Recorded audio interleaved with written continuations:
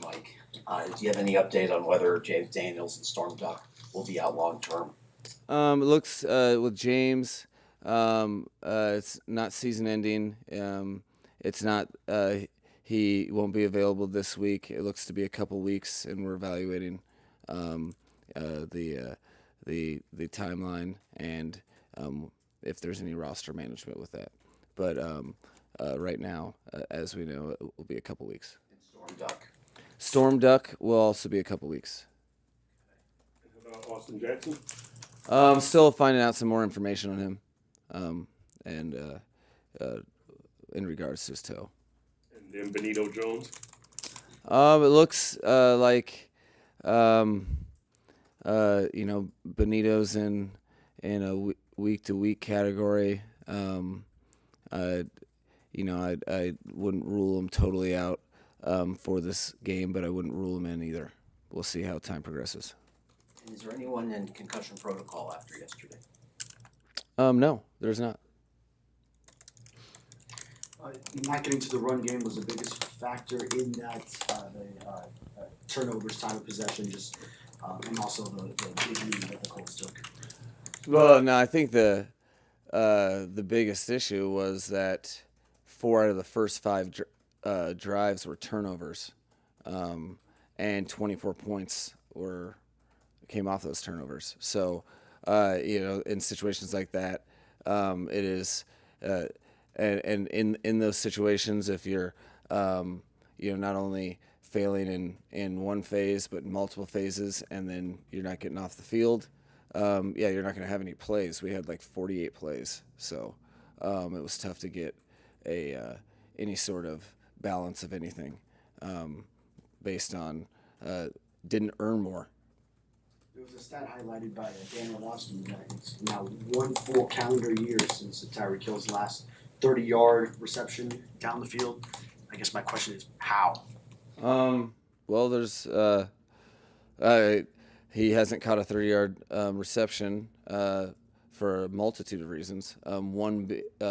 This last game, there was probably 3 different opportunities that the opportunity was taken away from him by his teammates' lack of execution on their non-ball assignments. So there's a litany of things, compounding variables when you're talking about something like that, and specifically with yesterday, I'm not sure for the entire whole season if I'd want to say it was the same thing, but for this past game, it was definitely that. The opportunities were there. No one saw the throw and the catch because it didn't exist because of a teammate. Mike, it's easy for us to point out a lot of the bad things that happened. What were some of the good things that you saw happen either individually or by unit yesterday? I think to be honest, like there's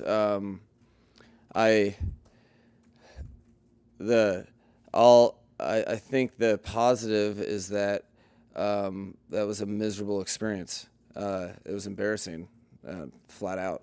And in that, there's nowhere to hide. It's almost, within the game. It's almost good that that it wasn't reachable. That we were -4 because there's, as a team we have to, I was really looking forward to seeing the stuff that we've really worked on diligently, and I didn't see any of it, and that's a problem. So it's also teams. Usually it's not week 1 off of a blowout, but teams generally have a lesson that you have to learn, particularly as you go through the season and get into the final stretch of how to prepare and apply your position specific non-negotiables in a game. And you generally learn that lesson the hard way when you don't do it correctly. And there's a lot of times that, I don't want to misconstrue it. One of the reasons, it was tough to get punched in the mouth like that was because it was not a result of lack of intent. There's a lot of guys out there trying to make plays on a all things equal. That's not necessarily a bad villainous thing to desire. However, when your mind isn't focused on your exact responsibilities as it relates to your teammates, and when you're not playing, in all three phases, you're not playing collective team football where you are doing your job and then one or two players on the field get to make the play. There's a cost. So it was I think we watched 93 out of the 136 plays as a team today, and that is not fun. Yesterday wasn't fun, but the point is that that you have to learn, and the NFL is a league of development and growth, and teams start out do it. First 4 weeks is generally wild because people are figuring out who they are. On paper who you think you're going to be, but in actual execution, who you are, and then molding themselves to that. And you have to continue to get better. I would say the good news and the positive is I don't see how it could be worse. And I also believe in the coaches and players to get it fixed, because it wasn't, it's just a shame. It's you work behind the scenes for months on end and you don't show any of it. It's frustrating, but that can be a good thing. And that's what I saw from the positive. I also, you could tell, as frustrating as it was, the team didn't splinter and the effort still remained. There's things there, but overall, I'm not trying to, paint a glossy. I'll call it what it is. It wasn't, embarrassing. Not anything that paying fans sign up for. Was it mostly mental or physical? I would say it was the mental focus on what the physical is. There was no lack of physicality. I'll give an example. All right, so there was probably, every starter on the tape that I was pointing out. But just so you guys, it's not I don't make a habit of putting family business and just, out at the podium. But for example's sake, there was one play that ultimately led to being an explosive that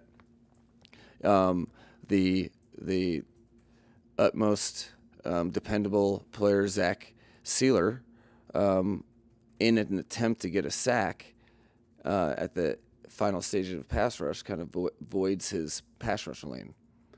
Well-intentioned, trying to make a play, but the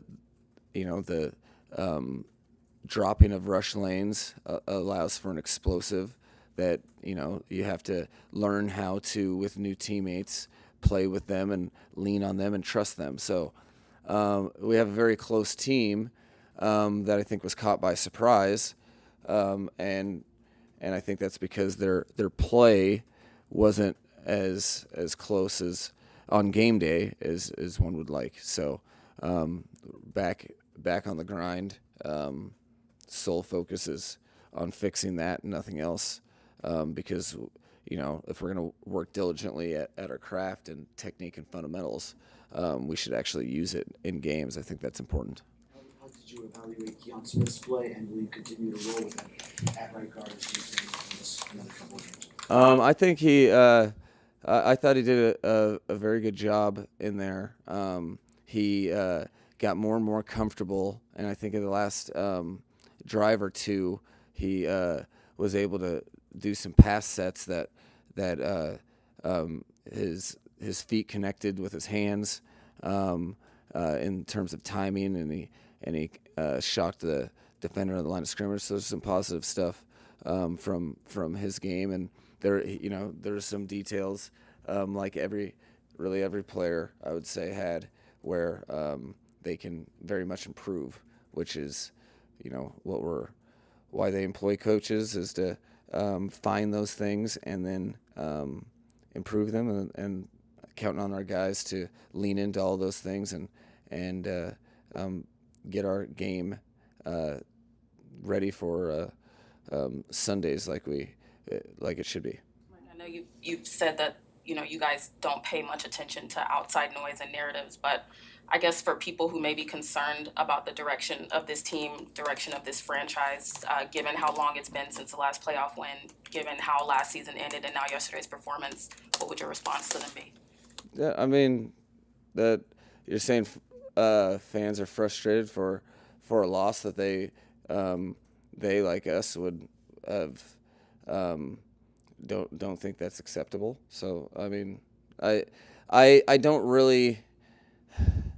I mean, fans want to win, and when you don't, they don't like it. And there's our journey here as players and coaches is forever whatever fraction of that tenure, but at the same time, understanding that we have season ticket holders that have been having season tickets since mid '70s and or earlier than that.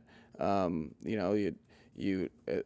fans that cheer for us, that's part of their journey. So we very much understand all that, and I think my job is to focus on getting the stuff right. And there's a lot of times in football that whether good or bad, regardless if you stand on business, it's not gonna end up well. So we have to improve from the last performance, but we have to improve in general, like every other team does, or you get left in the dust. So I think one of 17 is one of 17, and if that type of game doesn't show up ever again, that's the only way you can make it worth it, because otherwise it's just miserable for miserable's sake. So I don't really question any of that, and I think the biggest thing is, regardless of what they say, I know with certainty that Dolphins fans want to see the Dolphins do well and win football games. Just to clarify on Austin Jackson, did he re-aggravate the toe, and could that be a long-term thing? Yeah, we're just looking at his toe, getting some opinions, and don't have a timetable at all. And I would be rushing to judgment if I were to put it in the other categories. I was going to ask you the decision not to put Waller on IR, and do doctors think that he should just sit and rest for another week or two to heal the hip? No, so I know he's trying to play. Shoot, I think we have 2 games in 11 days, right? So he's trying to play as best he can on this next one. If he can't, he'll try to play on the next game, and we'll take it that way. The phrase "don't get too high, don't get too low" a lot yesterday. Just how important is that mantra this week? And when you think of just the grand scheme of things, in what ways are you helping to implore the players to stay on that middle course? Well, I think you have to utilize history and your experiences and understand that there's a lot of different ways to skin a cat, so to speak. Your NFL season is 17 weeks. Week 1, are you kicking your feet up and sitting in the sun after a win? Or are you overcooking that? Right now we have one loss, and our job is to learn from both good and bad, but to continue to progress so that you can play meaningful football that actually matters and win those games down the stretch of the season. So I think the biggest thing you learn it both ways. We've had our first 2 years here. I was doing the inverse. You're still doing it regardless. It's the same, where you're trying to get people connected to their game and develop it and grow the overall collective football as the season progresses, regardless. And I've had bad seasons with a lot of wins early. I've been the whole gamut. I think at Atlanta we lost to the Tampa Bay Buccaneers in the division, game 1, and we were in the Super Bowl that year. All things, it's 1 of 17, and with a showing like we had, to me the key is that we, with absolute certainty, learn from it and utilize it in not just this season, but the very next game and moving forward. Would you know questions? There's a saying the biggest 1 week improvement teams will make is between games 1 and 2. Do you subscribe to that? Well, you can. The hardest week in the NFL football season, generally, to nail down exactly what you're going to get is week 1, just because of the simple formula of time with the people that have played together, time where it's how long it's been since, it's a different deal when there's 70,000, and it's broadcast and you're playing 4 quarters. So each and every year, I can't remember a week 1 that I've been like, yes, you win. Sometimes that feels good, but generally you're really doing a lot of labor on, correcting what you thought would occur by your concepts and your technique and fundamentals, because it is 0 to 60 for a lot of guys. So it's all on a competitive, balanced field. So it's generally the team in week 1 that can handle the not beating themselves, generally win. That's the case with football in general a lot of the times, but specifically in week 1 because there's more penalties, there's more turnovers, there's more of all that. So yeah, the week 2 is generally a big week where you can see a lot of improvement, and that's obviously where our mindset is and where our focus lies. Last question. Mike, how do you feel like the marriage between your pass rush and your coverage operated yesterday? Oh, I think we see our pass rush as a strength, and we felt like there was some meat left on the bone, for sure. This past game, I think the rush being tied to coverage, I had expected, I think we all expected to have a little more production that way, just because of what we've been working on, what we've put on tape, in the off season and going into training camp. But again, you only are what you are, and I think that's probably the most frustrating part.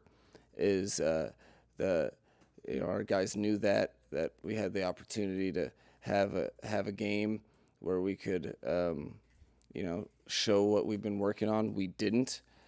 Fortunately, we have another game coming up in T-6 days. Thank you. Thank you.